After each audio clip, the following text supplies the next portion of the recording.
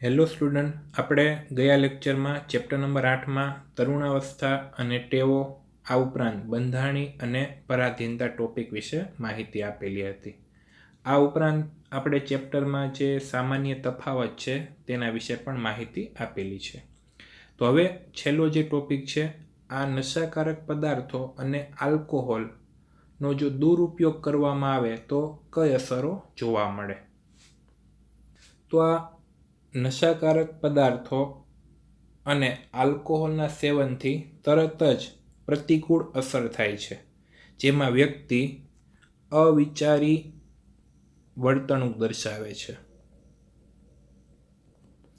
આ ઉપરાંત જંગલીપણું, વિધ્વંસ અને હિંસા એટલે કે તોડફોડ કરે છે.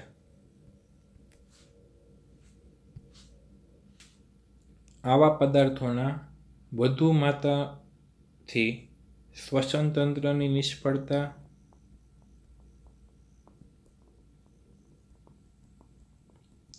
હૃદયની નિષ્ફળતા કે મગજમાં રક્તસ્રાવ,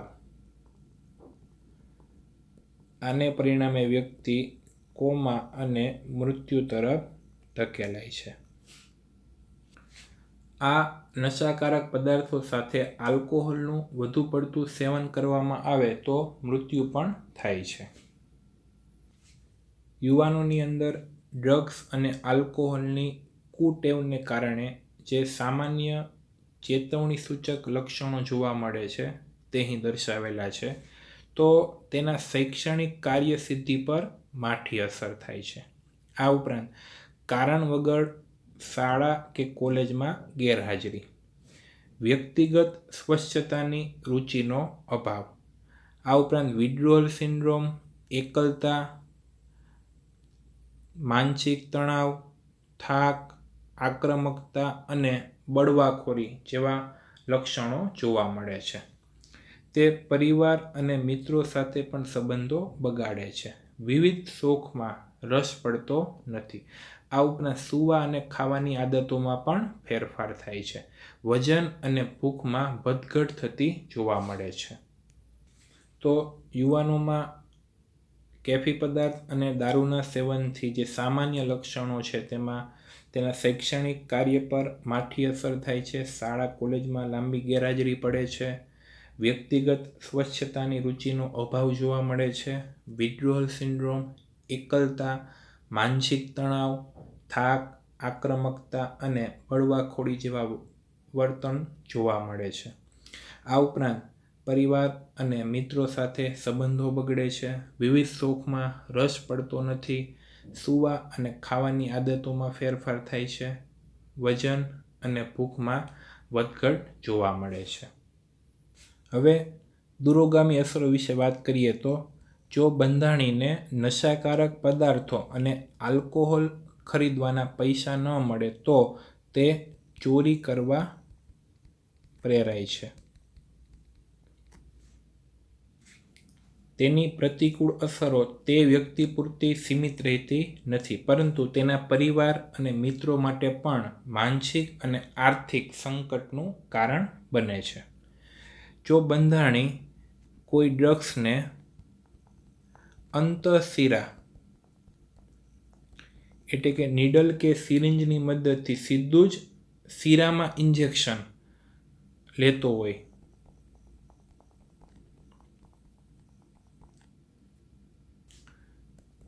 તો તેને એઇડ્સ અને હિપેટાઇટિસ બી એટલે કે ઝેરી કમળો થવાની શક્યતા વધી જાય છે. કારણ કે આવા રોગ માટેના વાયરસ ચેપી સોય કે સિરિંજ દ્વારા એક વ્યક્તિમાંથી બીજી વ્યક્તિમાં ફેલાય છે. આવા રોગોનું સંક્રમણ તીવ્ર હોય છે અને તેનો ફેલાવો જાતીય સંબંધ કે સંક્રમિત રુધિર દ્વારા થાય છે. તરુણાવસ્થામાં આલ્કોહોલના સેવનથી લાંબા ગાળાની અસરો જોવા મળે છે. જેથી પુખ્તાવસ્થામાં પણ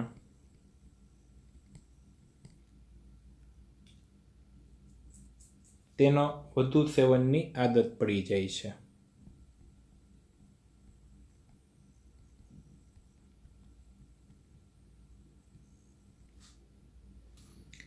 આ ડ્રગ્સ અને આલ્કોહોલના વધુ ઉપયોગથી ચેતાતંત્ર અને યકૃતને હાનિ પહોંચે છે, જેને પરિણામે સિરોસિસ યકૃતનો રોગ થાય છે. તો વધુ પડતા વ્યસનથી થતો યકૃતનો રોગ છે તેને સિરોસિસ કહે છે. આ ઉપરાંત સગર્ભ અવસ્થામાં પણ ડ્રગ્સ અને આલ્કોહોલનું સેવન ગર્ભસ્થ શિશુમાં વિપરીત અસર દર્શાવે છે. ડ્રગ્સના અન્ય દુરુપયોગમાં જોઈએ તો કેટલાક ખેલાડીઓ વધુ સારું પ્રદર્શન કરવા માટે આ ડ્રગ્સનો ઉપયોગ કરે છે. રમતવીરો માદક પીડાહારક દવાઓ, એનાબોલિક સ્ટેરોઇડ, ડાયુરેટિક્સ દવાઓ અને કેટલાક અંતઃસ્રાવોનો ઉપયોગ પોતાની માસલ શક્તિનું પ્રમાણ વધારવા અને આક્રમકતા વધારવા માટે કરે છે, જેથી તેઓનું જે ખેલ પ્રદર્શન છે તે ચડિયાતું બને. માટે ખેલાડીઓ પોતાની કાર્યસિદ્ધિમાં અતિરેક કરવા કેફી પદાર્થનો ખૂબ દુરુપયોગ થતો જોવા મળે છે. તો ખેલ પ્રદર્શન શક્તિશાળી બને તે માટે આવા પદાર્થોનો તે ઉપયોગ કરે છે. હવે મહિલાઓમાં એનાબોલિક સ્ટેરોઇડનો ઉપયોગ કરવાથી કયા લક્ષણો જોવા મળે છે તેના વિશે આપણે માહિતી આપીએ.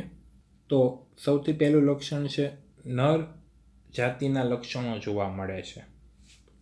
આ ઉપરાંત આક્રમકતામાં વધારો થાય છે, મિજાજમાં ઉતાર ચઢાવ જોવા મળે છે, અનિયમિત માસિક ચક્ર જોવા મળે છે, માનસિક તણાવ જોવા મળે છે, ચહેરા અને શરીર પરની રૂંવાટીની વૃદ્ધિ થાય છે, ભગ્ન શિશ્નિકામાં વધારો થાય છે. ભગ્ન શિશ્નિકા નરમાં જે શિશ્ન છે તેને સમકક્ષ એક અંગ છે. આ ઉપરાંત અવાજ ઘેરો બને છે વગેરે જેવી આડઅસરો જોવા મળે છે. તો મહિલાઓમાં સ્ટીરોઇડનો ઉપયોગ કરવામાં આવે તો તેની અંદર નર જાતિના લક્ષણો, આક્રમકતામાં વધારો, મિજાજમાં ઉતાર ચઢાવ, માનસિક તણાવ, અનિયમિત માસિક ચક્ર, ચહેરા અને શરીર પર રૂંવાટીની વૃદ્ધિ, ભગ્ન શિશ્નિકામાં વધારો, અવાજ ઘેરો બનવો વગેરે આડઅસરો જોવા મળે છે.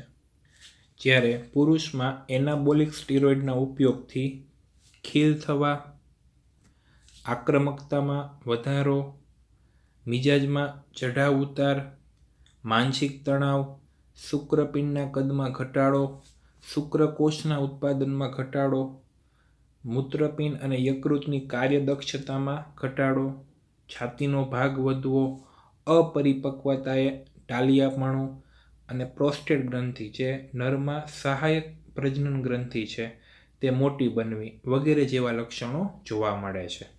તો પુરુષમાં સ્ટીરોઇડની માત્રાનો ઉપયોગ કરવામાં આવે તો સામાન્ય લક્ષણોમાં ખીલ થવા, આક્રમકતામાં વધારો, મિજાજમાં ચઢાવ ઉતાર, માનસિક તણાવ, શુક્રપિંડના કદમાં ઘટાડો, શુક્રકોષના ઉત્પાદનમાં ઘટાડો, આ ઉપરાંત મૂત્રપિંડ અને યકૃતની કાર્યદક્ષતામાં પણ ઘટાડો થાય છે. આ ઉપરાંત શરીરમાં છાતીનો ભાગ વધે છે, અપરિપક્વતાએ ટાલિયાપણું એટલે કે ટાલ પડવી અને પ્રોસ્ટેટ ગ્રંથિ મોટી બનવી વગેરે જેવા લક્ષણો જોવા મળે છે. આ બધી જ અસરો લાંબા સમયના સેવનથી પ્રભાવી બને છે.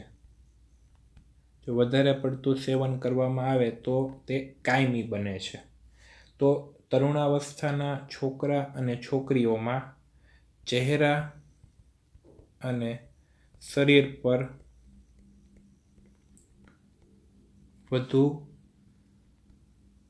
ખીલ થાય છે. આ ઉપરાંત લાંબા અસ્થિઓના વૃદ્ધિ કેન્દ્રો બંધ થઈ જવાથી વૃદ્ધિ કુંઠિત થાય છે.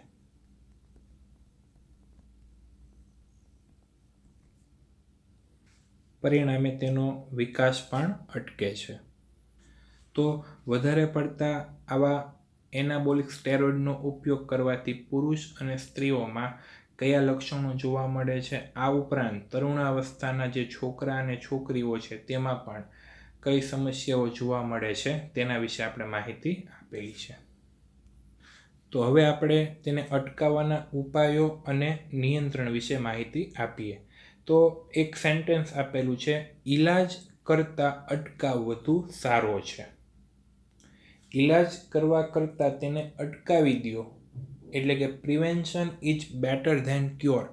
આ કહેવત અહીં સાચી ઠરે છે. તો ધૂમ્રપાન, ડ્રગ્સ અને આલ્કોહોલના સેવનની આદત પડવાની જે સંભાવના છે તે નાની વયે અને ખાસ કરીને તરુણાવસ્થા દરમિયાન વધુ હોય છે. આથી તરુણોને આલ્કોહોલ અને ડ્રગ્સના સેવન તરફ ધકેલતી પરિસ્થિતિઓને પારખવી જોઈએ, જેથી સમયાંતર તેનો ઉપાય શક્ય બને. આ સંદર્ભે શિક્ષકો અને વાલીઓએ પણ આ સ્થિતિમાં ખૂબ જ કાળજીપૂર્વક જવાબદારી નિભાવવી જોઈએ.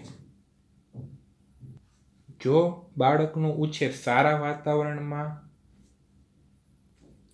પાલન પોષણ ઉચ્ચ સ્તરીય હોય અને સુસંગત અનુશાસન હોય, આ રીતે થયેલો હોય તો આવી કુટેવનો ભય ઓછો થઈ જાય છે.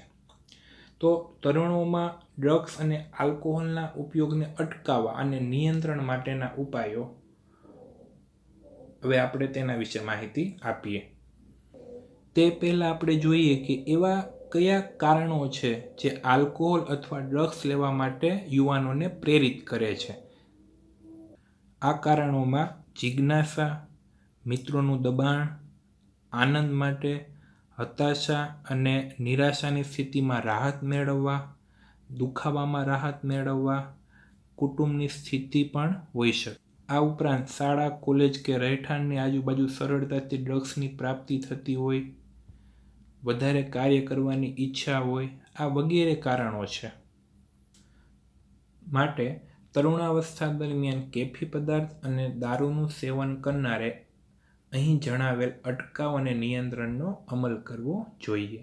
તેમાં સૌથી પહેલું છે સમવયસ્કોના બિનજરૂરી દબાણથી દૂર રહેવું. શિક્ષણ અને પરામર્શ.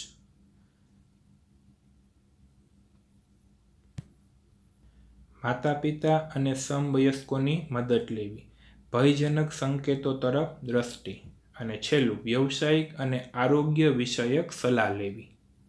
તો પહેલું છે સમવયસ્કોના બિનજરૂરી દબાણથી દૂર રહેવું, એટલે કે બિનજરૂરી ચોરી છુપીના દબાણથી દૂર રહેવું. તો દરેક છોકરા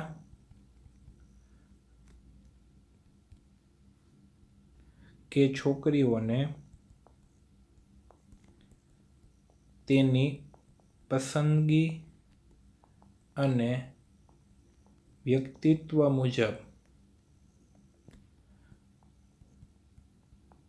આદરપૂર્વક વિકાસ કરવા દેવા જોઈએ.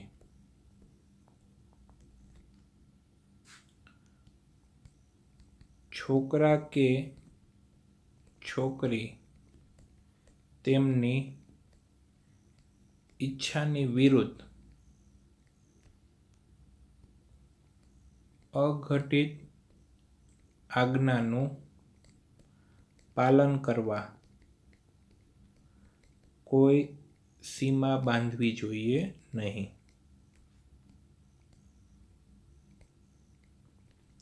અને તેમને ભણવું, ખેલકૂદ અને અન્ય બીજી પ્રવૃત્તિઓમાં પ્રવૃત્ત કરવા. એટલે બાળકને તેની ઈચ્છા વિરુદ્ધ અઘટિત પાલન કરવાની ફરજ પાડવી જોઈએ નહીં, પછી તે ભણવા માટે, ખેલકૂદ માટે કે અન્ય પ્રવૃત્તિ હોય. બીજું, શિક્ષણ અને પરામર્શન. તો સમસ્યા અને તણાવનો સામનો કરવો. બીજું, નિરાશા કે અસફળતા જિંદગીનો એક ભાગ છે તેવી સમજણ બાળકને આપવી જોઈએ. આ ઉપરાંત બાળકની જે શક્તિ છે તેને રમતગમત, વાંચન, સંગીત, યોગ અને ઇતર પ્રવૃત્તિ તરફ વાળવી જોઈએ. ત્રીજું, માતા પિતા તેમજ સમવયસ્કોની મદદ લેવી. તો માતા પિતાએ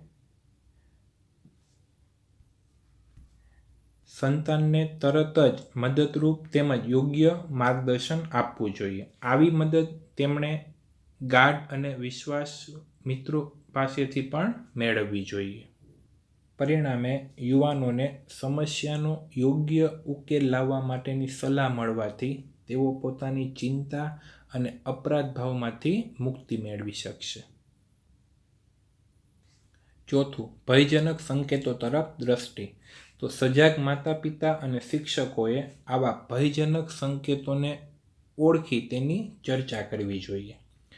ધારો કે કોઈ વ્યક્તિ ડ્રગ્સ કે આલ્કોહોલનું સેવન કરતો હોય તો કોઈ પણ ખચકાટ વગર તેના માતા પિતા અને શિક્ષકને તેની જાણ કરવી જોઈએ. માટે મિત્રોએ પણ કોઈ વ્યક્તિ કેફી પદાર્થ દારૂનું સેવન કરતા માલુમ પડે તો માતા પિતા શિક્ષકો તરફ આ બાબત ધ્યાન પર લાવવી જોઈએ. આનાથી શરૂઆતમાં જ યોગ્ય સારવાર કે ઈલાજ થઈ શકે. ત્યારબાદ બીમારીને ઓળખવા અને તેની પાછળના કારણો શોધી યોગ્ય ઉપાયો કરવા જોઈએ, જેથી તેની સારવાર શરૂ કરી શકાય. છેલ્લું, વ્યવસાયિક અને આરોગ્ય વિષયક સલાહ લેવી. તો જે વ્યક્તિ દુર્ભાગ્યે ડ્રગ્સ અને આલ્કોહોલના સેવનના વિષચક્રમાં ફસાઈ ગઈ હોય તો તેની મદદ માટે ઉચ્ચ લાયકાત ધરાવતા મનોવૈજ્ઞાનિક અને મનોચિકિત્સક સાયકોલોજિસ્ટ ની વ્યસન છોડાવવા માટે સહાય લેવી જોઈએ. બંધાણીમાંથી મુક્ત થવા અને પુનરુત્થાન કાર્યક્રમો દ્વારા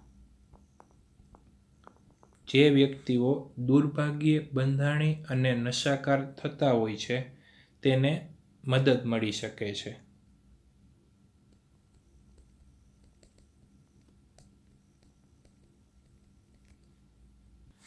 તો આવા પ્રકારની મદદ મળવાથી વ્યક્તિ પોતાના પ્રયત્નો અને દૃઢ મનોબળથી વ્યસનમાંથી મુક્તિ મેળવી તેનું તંદુરસ્ત જીવન જીવી શકે છે. તો આ ટોપિકમાં આપણે ડ્રગ્સ અને આલ્કોહોલના ઉપયોગને અટકાવવા અને નિયંત્રણ માટેના ઉપાયો વિશે માહિતી આપેલી છે, જેમાં સમવયસ્કોના બિનજરૂરી દબાણથી દૂર રહેવું, શિક્ષણ અને પરામર્શન. ત્રીજું, માતા પિતા અને સમવયસ્કોની મદદ લેવી. ચોથું, ભયજનક સંકેતો તરફ દ્રષ્ટિ. પાંચમું, વ્યવસાયિક અને આરોગ્ય વિષયક સલાહ લેવી. તો આપણે આ ચેપ્ટરમાં માનવને સ્પર્શતા જે સામાન્ય ચેપી અને બિનચેપી રોગો, રોગ પ્રતિકારક તંત્ર અને નશાકારક પદાર્થો અને આલ્કોહોલના દુરુપયોગની જે અસરો છે તેના વિશે માહિતી આપેલી છે. તો દરેક જે મુદ્દા છે તેને વ્યવસ્થિત તૈયાર કરવા. Thank you.